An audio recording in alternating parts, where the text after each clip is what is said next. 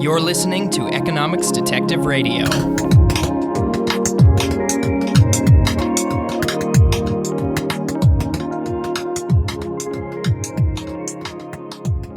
My guest today is Peter Jaworski of Georgetown University's McDonough School of Business. He's the author, along with Jason Brennan, of Markets Without Limits. Peter, welcome to Economics Detective Radio. Hey, thanks very much. So we're recording this on August 24th, 2017, and Peter has just published an op-ed in the National Post arguing in favor of allowing people who donate blood plasma in Canada to be compensated for their donations. So, Peter, bring us up to speed. What's been happening in the politics of plasma donation? Oh boy, there's a lot to bring you up to speed on here. So let's begin at the beginning. So it turns out Canada had always permitted, with the exception of Quebec, Canada has always permitted compensation for blood plasma donation. So you can make a blood plasma donation, and theoretically you could be paid for it.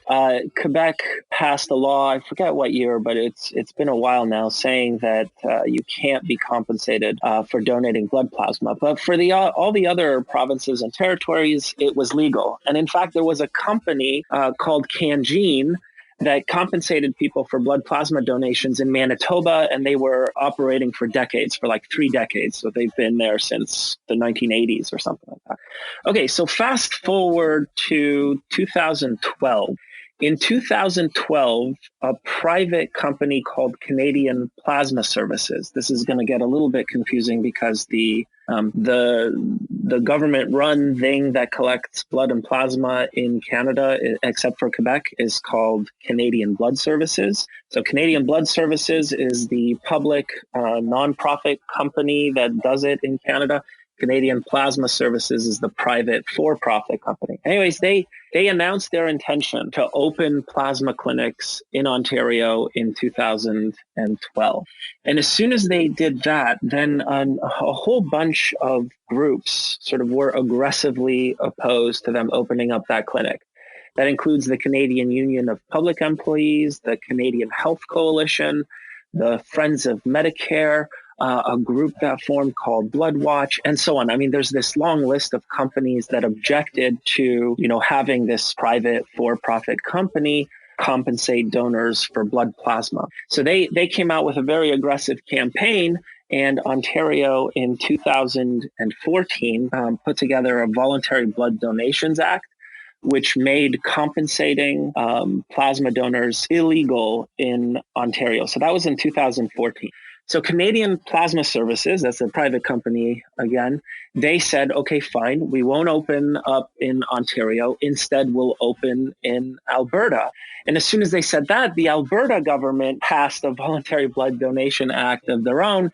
This time in March of this year, I think the act went into effect, or it's going to come into effect sometime very soon. So again, Alberta this time made it illegal for private companies to compensate blood plasma donors and blood donors in general. Right now, British Columbia is thinking about banning compensation for blood plasma. Okay, the other provinces, meanwhile, haven't done anything about it, and Canadian Plasma Services has opened up clinics in Saskatchewan, as well as in New Brunswick, and I think one other province as well. And they have plans to sort of expand in all the other provinces where it's still legal for them to compensate blood plasma donors. So that's a long story, but that's basically where we are today. Right, and the United States, it's always been legal to donate blood plasma, correct? Oh, yes, and thank goodness, right? I mean, what's amazing is the United States is responsible for anywhere between 65 to 70% of the entire world's blood plasma supply. Just think about the numbers there, right? 65 to 70% of the entire world's blood plasma supply is sourced from the United States, right? Yeah, and the United States is not even close to 60% of the Earth's population, so something must be different there, and I think we both agree that the compensation of plasma donors is that difference. That is the difference. Mm-hmm. In fact, there's no country in the entire world, is self-sufficient for blood plasma unless they have a compensatory model. unless they pay donors. Yeah, I mean, the really strange thing with this is that these provinces trying to prevent donors from being compensated also get a lot of their plasma from compensated donors in the United States. Oh, overwhelmingly, that's true. I mean, what's amazing is Canada managed. Okay, so we managed to collect. I say we because I am Canadian, right? But we managed to collect all of the blood plasma we need for transfusions, right? So the Canadian Blood Services, they collect enough blood plasma for cases where we need to transfuse that blood into people. But we only managed to collect enough additional plasma to make 17% of the immune globulins. Okay, immune globulin is a plasma protein product. So you take the plasma that you get from people, and then you can make these products, including immune globulin, albumin, clotting factors, and so on. So you can make, and the list of products that can be made from plasma is growing like almost daily. It's kind of a remarkable product. It's a remarkable thing, really. You can make lots of life-saving and other treatments from plasma. Okay, so we managed to collect only enough additional plasma to manufacture 17% of the need for immune globulin. The rest we buy from private for-profit American companies that compensate American donors. So roughly 83% of our immune globulin comes from the United States. So to make this discussion more interesting, how about you mentioned that lots of groups rose up in opposition to pay-for-plasma clinics. What do you think are the best or most popular arguments in their favor or against your position? What are the best arguments against compensating plasma donors and organ donors in general? So I can tell you the list of like popular objections. We'll begin with the one objection that I think has teeth. The one objection on the other side that I think is pretty powerful. All of the other objections in my mind are either obvious mistakes or are mistaken in important ways, and we can go through those as well. But the one that I think has teeth is worry about crowding out. So the concern here is that take an unpaid plasma collection center and put a paid plasma collection center next to it. Right? You can imagine that people are going to donate for money, but they won't donate for free. So the worry is that if you allow a paid plasma clinic, then the unpaid plasma clinic is going to be empty. And the reason why this is an important and significant concern in the case of blood plasma is because the relative safety of paid plasma for purposes of transfusion, not for purposes of manufacturing into plasma protein products, but for purposes of transfusion, the relative safety is less, right? So the kinds of people who donate plasma for money are the kinds of people who are more or less incentivized to maybe not tell the whole truth about their past risky behavior. Maybe they're incentivized to lie on the form. And it's also possible that they come from the kinds of populations that are more at risk of having certain kinds of diseases. Okay. So that's the most significant objection that I see. If we had a paid plasma clinic in Canada setting up shop right next to the Canadian Blood Services unpaid clinic, then there might be a worry that fewer and fewer people will donate for free. And so then the supply of blood plasma that we have for purposes of transfusion might decline. Okay, so I say that's the best objection, and I think it's pretty intuitive. I hope it's intuitive to you. I hope it's intuitive to your listeners. My response to this worry goes as follows. Like, yes, we have seen something resembling a crowding out effect in Hungary and in New Zealand. There was some evidence of that. However, and this is important, in the United States and in Germany and in Austria, where it's legal to compensate people for blood plasma, it's also true that they have more voluntary blood plasma, voluntary meaning unpaid, plasma donations than Canada does, right? So despite the fact that in the United States, you can pay people, you can be paid to donate plasma, Americans still donate more plasma without being paid than Canadians do. And I actually have the blood donation rate per thousand here in front of me for these countries. And the United States has a blood donation rate per 1,000 people of 56.9. And you can compare that to Canada, where the rate is 36.6. Right. So we have at least some cases, and early on, Health Canada put together a roundtable discussion when Canadian Plasma Services announced their intention to come into Ontario and open up those private clinics.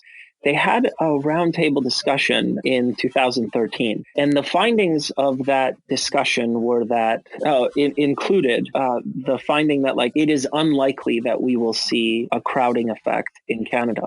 And they cited these numbers as evidence for that. It might have happened in Hungary, and it might have happened for a brief moment in New Zealand, but we actually don't know whether or not it would happen in Canada. And the likeliest conclusion is that we would see in the United States, we would see in Canada exactly what happened in the United States. So I think it's possible that instead of seeing a crowding effect, you might see a kind of virtuous cycle where, people become used to donating blood plasma, maybe for money, and then maybe some of them will also donate for free, and you might actually see an increase in unpaid plasma donation. So that's the best argument and my response to the best argument. I see people often in debates like this.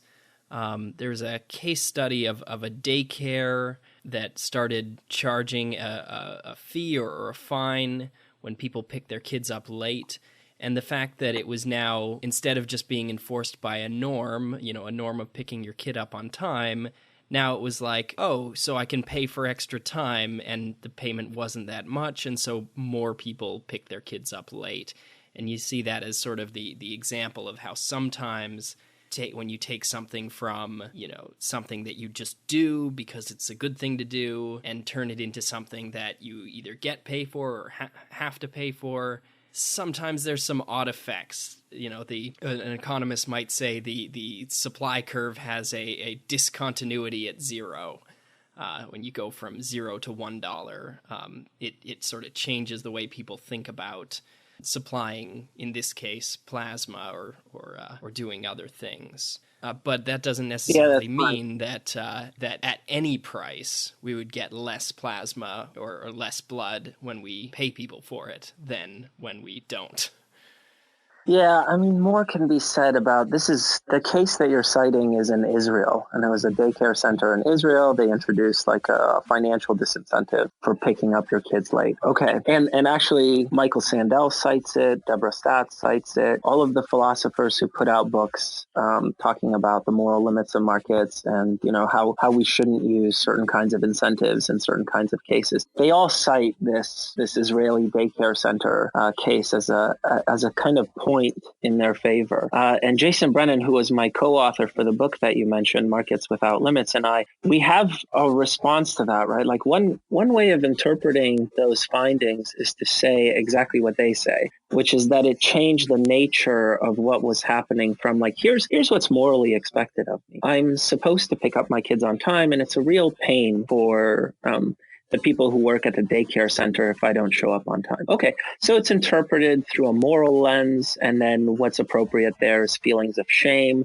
and praise and blame are appropriate, reactive attitudes in those cases. Okay, so that's the standard interpretation. But at the same time, I don't remember exactly how much the fine was, but the fine was very small, right? And when the fine is very small, it's possible that people maintain their moral lens, but they change how ashamed they feel for picking up their kids by reading into the price or the fine associated with it, just how bad it is for the people at the daycare center. So if I charge you $1 for picking up the kids late, then I might go, oh, I guess it's not a big deal for me to pick up the kids late, right? But if I charge $200, then I might interpret that as it being a big deal, right? Mm-hmm. So a different interpretation is I maintain the moral lens. I just adjust how bad I feel in response to how much you charge, right? Because it turns out that, it's not such a big deal after all, right? If I charged you a fine of $0.01 for failing to clean the dishes, suppose we were living together, right? Suppose we were housemates, and suppose I'm like, Garrett, clean these dishes. It's a real pain for me to clean the dishes. And then I say no, and then you say no, and then I respond by saying, listen, if you don't clean the dishes, I'm going to charge you $0.01 for it. Then you might respond by saying, oh, I guess you don't think it's a big deal for me to, not wash the dishes, right? Yeah. So that's a different way of interpreting what was happening in the Israel daycare center. The small fine meant that it wasn't such a big deal, or at least that's how people might have interpreted it. So what they needed to do is just charge a higher fine. Mm-hmm. Yeah, and to bring this back to blood plasma, if we allowed compensation for blood plasma, but say limited the price to, $1 per donation, then people might take that as a signal that, oh, people don't really need blood plasma, it's not really that valuable, and in which case they would not only not donate for money, but they might not donate for free as well. But no one's proposing a price cap of $1. No, and let's not forget that there are different kinds of economic incentives. You don't have to pay people cash, right? You can be more clever about how you compensate people. So take Poland as an example. I was just in Poland a couple of months ago over the summer, and I was giving a talk about markets without limits, and I asked the people in attendance, how does your blood service collect blood? And they told me about it, and it turns out that in Poland you get this little passport booklet, and every time you donate blood or plasma, you get a certain number of stamps in that booklet. And then when you get enough stamps, you can turn those stamps into a sweatshirt that has the logo of the Polish blood service on it. And it says something like, I donate blood. So you can kind of wear this sweatshirt proudly, like you're the type of person who donates blood.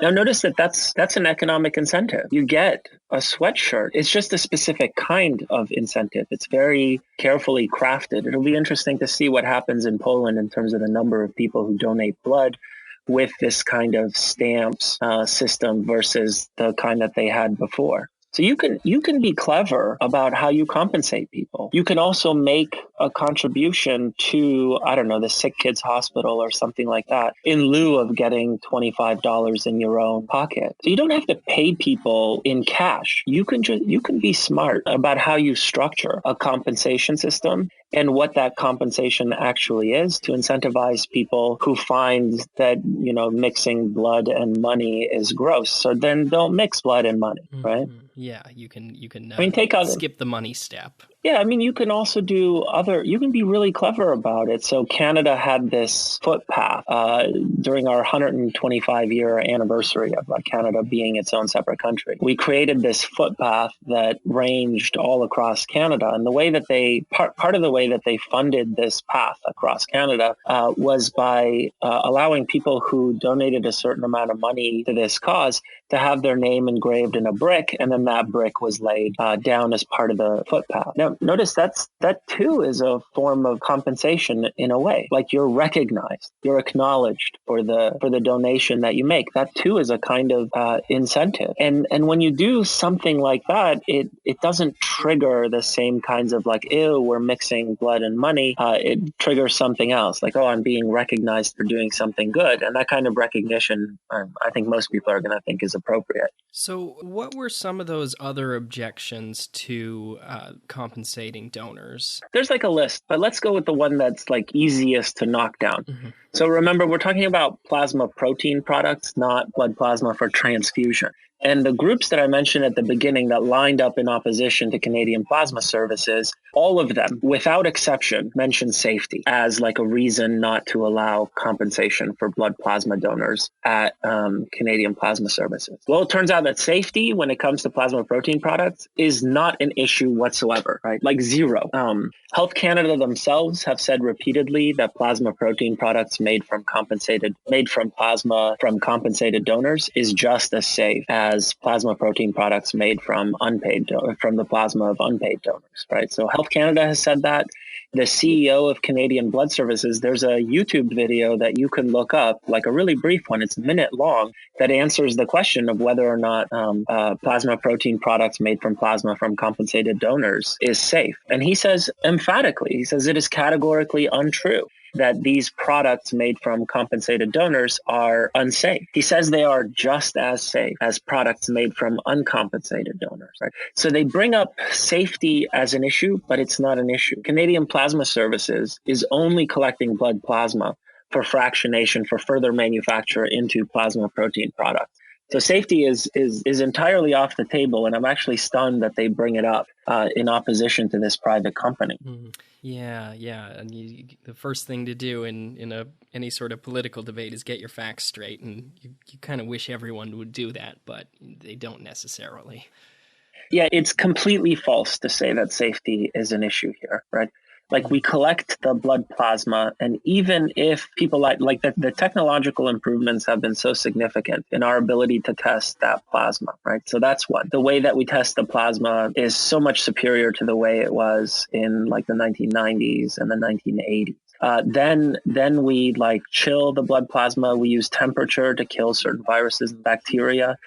Then we also run it through like a chemical wash, basically, that kills even more viruses and bacteria. And by the time it ends up in the form of an actual product, it's almost as though it doesn't matter whether or not people lie on the form when they donate blood plasma, right? Even if they're at risk, we're going to catch those viruses and that bacteria. So it's just as safe. And what else? And, I already told you that we buy 83% of the immune globulin from paid donors in the United States, from private companies that use paid donors in the United States. So if it was unsafe, then Canadian Blood Services would not be importing so many of these plasma protein products from the United States. And we've now had over 25 years of experience with these plasma protein products, with not a single case of somebody contracting hepatitis, B, I think, and not a single case of anyone contracting HIV or, frankly, any other disease from these plasma protein products. So it's safe. That's not a concern. And then, there's a list of other objections too. The one that I find kind of interesting, I guess, is the one based on look, this is healthcare. Healthcare shouldn't be for profit. Healthcare should be done for the sake of the patients. So sometimes they object to the business model. They object that the company itself is for profit, and they object that people are compensated for it. And then my response to that, with respect to the compensation part, it's look, the purpose of a blood plasma clinic is to save lives. It's to collect enough blood plasma in order to be able to treat these diseases and save as many lives as possible. The point of a blood plasma clinic is emphatically not to give people an opportunity to express their altruistic impulse, right? So the only question is whether or not compensation works, right? Does compensation increase the safe supply of blood plasma? It does, and so we should use it, right? We can always make space for altruism by, for example, insisting only on voluntary nurses, volunteer nurses. But we don't do that. And we don't even think it's a good argument. We think it's perfectly appropriate for nurses to be compensated for what they do, right?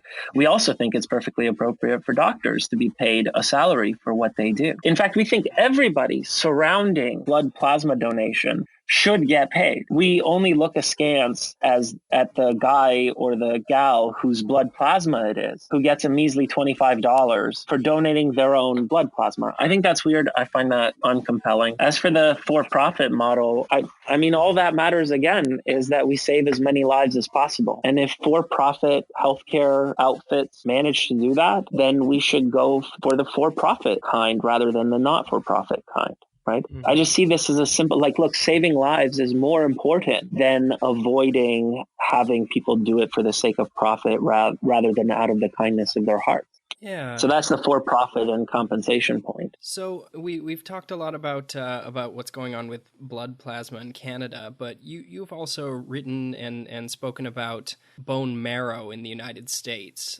So the Institute for Justice recently argued in front of the Ninth Circuit Court that bone marrow should be exempted from the National Organ Transplant Act, and that people should be allowed to be compensated for donating bone marrow in the United States. So tell me about that. Okay, so that was the case that the Institute for Justice won before the Ninth Circuit of the DC Court of Appeals, or whatever it was. They won that case in 2012. And yeah, they did argue, they tried to make a broad argument that would have allowed compensation for things like kidneys and liver and bone marrow as well. That argument wasn't accepted by the court. The argument that was accepted was based on let me try to remember here, rational basis test. I think that's the one that it failed. So it used to be the case that the way we got bone marrow out of you is we would take this huge needle and we would stick it into your hip bone, basically, and then extract the bone marrow directly from your hip in that way. And that procedure is significant. You're basically, it's surgery effectively, right? It's pretty significant. It was a somewhat painful procedure. It took a long time for people to regenerate the bone marrow, and it was a tough procedure. But what happened before 2012 is there was this synthetic protein, I think it's called filgrastim, that was initially created in order to bring down people's blood pressure. But what people discovered in testing filgrastim is that not only it didn't really accomplish that, but what it did do is spur the production of bone marrow inside of your bones, and it would seep out of your bones and into your bloodstream. Okay, so when you took this synthetic protein, after about 2 weeks, you would produce more bone marrow, and then that bone marrow would enter your bloodstream. Now, what's amazing is we can then take out your blood using a simple whole blood donation. And then, we spin it through apheresis, it's called, right? We spin that blood. We can then extract baby bone marrow. It's hematopoietic stem cells is the technical name. That's effectively baby bone marrow. So we can take that out and then return the rest of your blood to you, which is identical to the procedure that we use for removing blood plasma, except that's called plasmapheresis, right? So it's an identical product. Now, the court looked at that and said, well, wait a second. It's legal in the United States to compensate people for blood donations, and it's legal in the United States to compensate people for blood plasma donation. Well, this procedure looks exactly like that, right? So either we have to make all of that illegal, we have to make compensation for all of those illegal, or we need a reason why this is illegal, but the other things aren't. But there's no rational basis for making that distinction. And so they ruled that it's legal to compensate people for bone marrow donations, provided they use this new procedure called apheresis rather than the old procedure, which was called aspiration. So that was the argument before the court, and that's why the Institute for Justice won back in 2012. So what was that rational basis test that they failed on to argue for more general compensation of donors in things like kidneys? Okay, so the procedure involved in donating a kidney is full-on surgery, right? You have to go under, we have to cut you open, we have to pull out one of your kidneys. The same is true for your liver. You go under, we cut you open, and we take a little piece of your liver, right? So that's a significant surgical procedure that requires us to open a human being up and enter their body. And that's very different from a simple blood draw, just like donating blood. So the distinction is between whether it's serious surgery or not serious surgery, whether we're opening you up or taking something out of you in a kind of not very serious way. So that's the distinction. So the National Organ Transplant Act was about preventing people from maybe making the rash decision to sell an organ and then potentially dying on the operating table or having something really bad happen to them as a result of this choice. And that's right. So when you take that off the table, not unintentional pun there, then and it's just a pinprick and it's completely safe, the courts have ruled that doesn't apply, that the act can't stop you from giving your bodily fluids in a totally non-invasive way. That's right. That's the word I was hunting for. Mm-hmm. It's non-invasive. And you're exactly right. It is the risk that matters as well. We're talking about a relatively tiny risk compared with, donating a kidney. Yeah. Although, it's interesting that the Institute for Justice was trying to I suppose, overturn the whole ban against selling your organs. What do you think about more invasive procedures and selling your organs for money in a way that is not totally safe? For instance, you can sell a kidney in Iran, but most countries you can't legally do that. So let's talk a little bit about that. Yeah, I mean, Iran is the only country in the world that allows compensation for kidney donation. And Iran does not allow nationals of any other country to come into Iran and purchase a kidney. You can only sell your kidney or buy a kidney in Iran if you are an Iranian citizen, right? So that's important too. My own view is I think we should see far more people donate kidneys than currently they do. In the United States alone, there are almost 100,000 people as of today waiting for a kidney. Right? So there's a significant waiting list. When you're in need of a kidney, when your kidneys have failed and you need a kidney, you know, the procedures that you have to go through in order to remain alive are pretty much they're fairly torturous. And each of us have two kidneys and we only need one, right? Some people regard their other kidney as like a backup kidney, or they think that like the other one is a backup kidney, but that's not how kidneys work, right? The way it works is if you get a disease that is going to threaten one of your kidneys, it's actually going to threaten both of them all at once. So if one goes, both go. The only times when like your second kidney works as like a backup kidney is if you like trip and fall on a spear or a sword or something like that, and the sword just happens to go through one of your kidneys. Mm-hmm. But those cases are so exceedingly rare. So most of us have two kidneys. We only need one.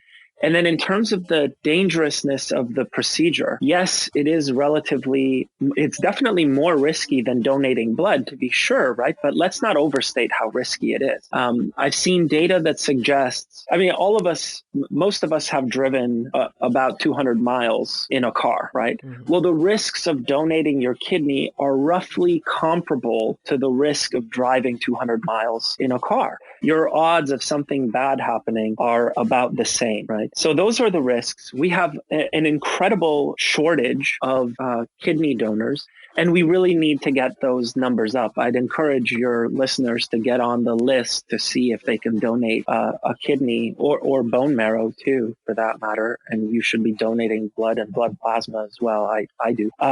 So we have this massive shortage and people are dying. And I think we need to encourage people to join that list. And I don't know why we're so resistant to allowing a compensatory model.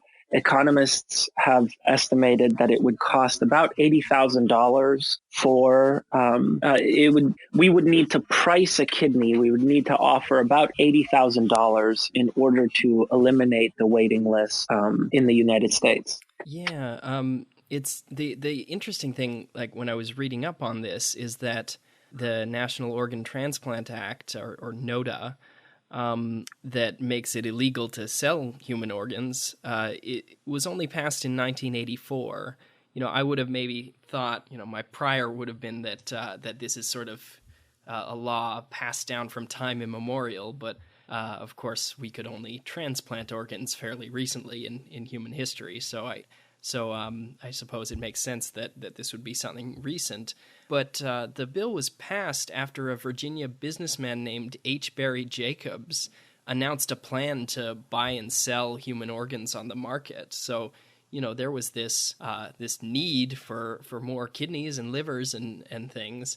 And, you know, the market was set to create this opportunity for, you know, the sick to get healthy and the poor to get money in this exchange. And that's when the U.S. government stepped in to ban the practice, which was kind of shocking to me that it takes a kind of thinking that is very alien to me and to most economists and people who like markets in general. Yeah, I mean it does, but you'll notice the pattern, right? I mean, we don't pass laws unless, you know, it's not like we sit down and think about all possibilities and then pass laws to cover all possibilities. I don't think maybe what happened is people thought, well, no one would ever sell their kidney. And then when somebody announces that they're going to do it, then the government gets into gear and says, wait a second, no, we can't allow that. I mean, that's what happened in Ontario, too, when it comes to blood plasma, right? Yeah. I guess another really interesting thing with the kidneys is, you know, not everyone is a match for everyone else. And so we have these situations where maybe my wife needs a kidney and I'd like to donate to her, but we're not a match. And another couple might be in the same situation, and we might be a match to each other's partners. And so, although I couldn't buy the other person's kidney and then they buy mine. But what we could do is barter. So it's sort of I don't know if it's a loophole or if exchanging, a kidney for a kidney just doesn't activate the same sort of disgust or revulsion that trading a kidney for money does. But we have a lot of these organ exchanges that somewhat help to reduce to get kidneys to people who need them. Yeah. I mean, it makes a big difference. And it was Alvin Roth, who's the Nobel Prize winner in economics. He's the one who sort of pioneered this. It's a kidney exchange program. That's what it is. And you described it exactly right. What they're trying to do, and I think they've done it successfully now, is they're trying to expand the number of people that can fit into the exchange. So it's one thing to have suppose my wife and I, suppose I need a kidney, and my wife is not a match for me. And suppose you need a kidney, and let's just suppose that you're married, your partner is not a match for you. Well, it might turn out that my wife is a match with you, and I am a match with your partner, and so we can swap kidneys that way. Now, in this kidney exchange, they use elaborate computers to try to expand the circle so that maybe we could include like a third pairing, so that you can have a closed circle between 3 pairs of potential donors, and then maybe 4 pairs, and then 5 pairs and 6 pairs. And the further down you go, the more matches you can find. And so Alvin Roth, along with others, are working on trying to expand this kidney exchange program across the United States and even into other countries. Like last year was the first time that somebody in Poland was matched in this kidney exchange program. And so the more that happens, then they can make a dent. They can really save a lot of lives that way. But it is not going to clear the waiting list. We are not going to find 100,000. We are not going to find matches for all 100,000 people who need a kidney. I'm convinced, and I think others are too, that the only way that we can get everyone matched is either, more people decide to join the registry and more people are willing to do it for free, or we really do need to look into compensation to incentivize and motivate people who otherwise wouldn't donate their kidney to do it. Yeah, I'm a really big fan of Al Roth's work, and I actually I met him once, and he's just a really nice guy in person, and doing great things, saving lives. It's a credit to the economics profession that we're not all just manipulating equations. Some of us really are saving lives, and saving, in his case, a lot of lives. It's a really well-deserved Nobel Prize. Yeah, I agree. I love Al Roth as well. I think he's terrific. Yeah. I love the work that he does, and I hope to meet him someday soon. Yeah, one of the limitations of the sort of kidney donation, the kidney exchanges that we've described, is that you kind of have to do it simultaneously, and there's a limit to how many surgeries you can perform at once. But one thing Al Roth developed was chain donations, where one person in a partnership, non-matching, gets a kidney, then the other person donates it, and then another couple gets that kidney, and then they donate it, and it goes on, in sequence until something breaks the sequence, like maybe they run out of matches, or somebody changes their mind, because of course you can't compel someone to give their kidney. But the really interesting thing about the chain donation is you have to start with one altruistic donor, right? First, someone needs to give their kidney without getting one in exchange to start the chain. And so when encouraging listeners, if you're a particularly altruistic person, to potentially give a kidney, because you could not just save the one life of the person who you give it to, you could potentially save 6 or 7 or 12 of the people in the kidney donation chain. So definitely worth thinking about. I agree entirely. Mm-hmm. Yeah, the other thing about blood donation, it's actually kind of shocking how little blood people give in the current system, where they're not compensated for it a lot of the time, or many places you can't be compensated for your blood donation, because this was another thing I was reading actually independently recently. There's a very robust relationship between giving blood and if you're a man, having a reduced risk of heart attacks. So in a sense, nature offers some compensation, but people don't necessarily know about that. There are significant health benefits. Yeah, there's just many reasons to donate blood. Mm-hmm. And saving lives should, I think, be at the top of your list of reasons to do it. Yes. But I guess there are these other benefits as well that, there you go. Yeah. And we'd like to think that everyone was a really altruistic, good person, willing to do things that at potentially a cost to themselves in order to save lives. But I think just empirically, we sort of found out that maybe we're not. Maybe we'd rather limit our altruism to Twitter or some things that cost us nothing in our Twitter activism. But yeah. Well, yeah, actually, Garrett, if I may, I mean, it's worth pointing out, and I don't want to overstate this, but people who do object, it's I give these talks. I give talks about why we should have compensation for kidney donations. I always poll my audience ahead of time. I ask them, like, how many of you have donated a kidney? And so far, no one has. Mm-hmm. So far, no one has donated a kidney in the audience. And so it's interesting to hear these objections. They're like, oh, no, we can't pay people to donate their kidney. They should do it out of the kindness of their hearts. And then I'm like, but you didn't do it, right? Like, you haven't done it. You haven't signed up. You haven't done it. Like, I understand the desire. I understand the thinking. I understand thinking that, like, people should do this thing for free, but they are not doing it for free, right? And what do we do with the people who are dying for want of a kidney, or for want, say, of a plasma protein product, or for whatever else that ails them? Do we just, like, because we think that people should do this for free, are we going to let these people die, right?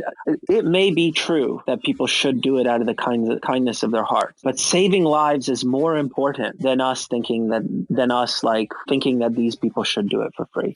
Where do you see things going with respect to compensated blood and organ donors? Do you think there's a positive future? Do you think we're going to move towards more compensation, or is that in doubt?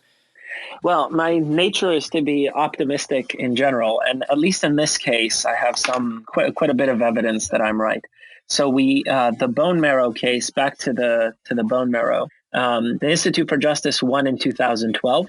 And then one of my former students founded a company called Hemios, where they were going to compensate people for bone marrow donations through apheresis.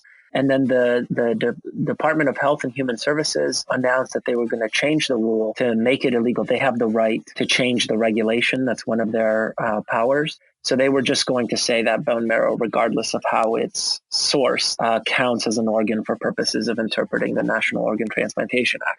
So they announced that, and it looked like it was going to go through.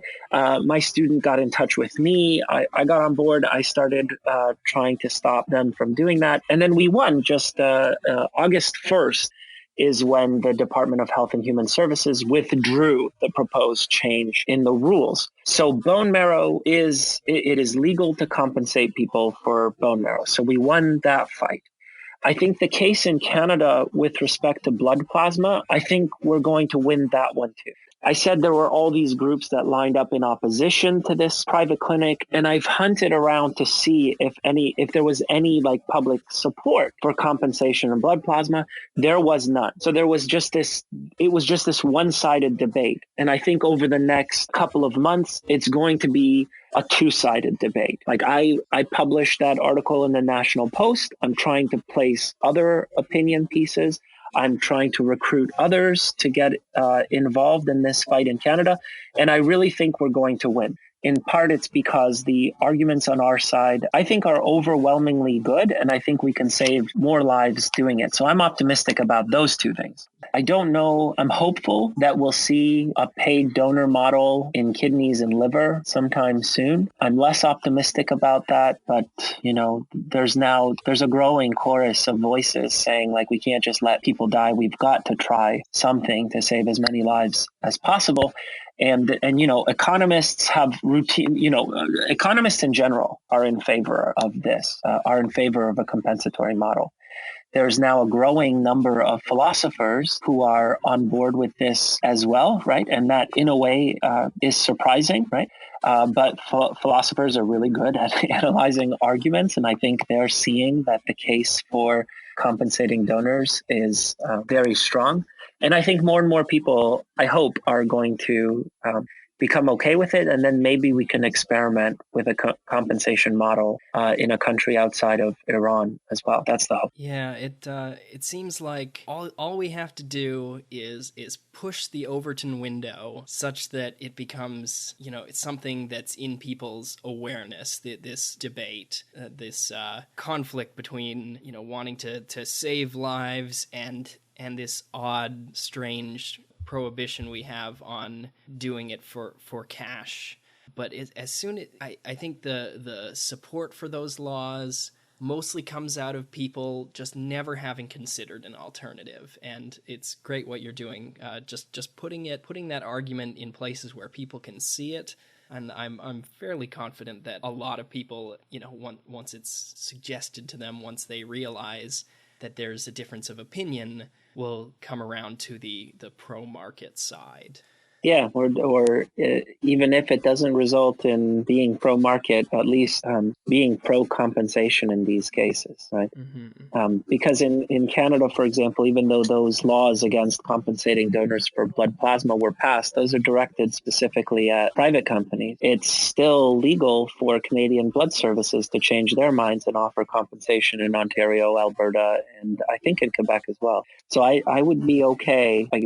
I'll take the Canadian Blood Services. I'll take I'll take that group of people compensating donors. So even if we can't get competition between different groups trying to compensate donors for blood plasma, I think I'd be really happy to see just Canadian Blood Services pay people for blood plasma. My guest today has been Peter Jaworski. Peter, thanks for being part of Economics Detective Radio. Hey, Garrett, this was a real pleasure. Thanks very much for having me on.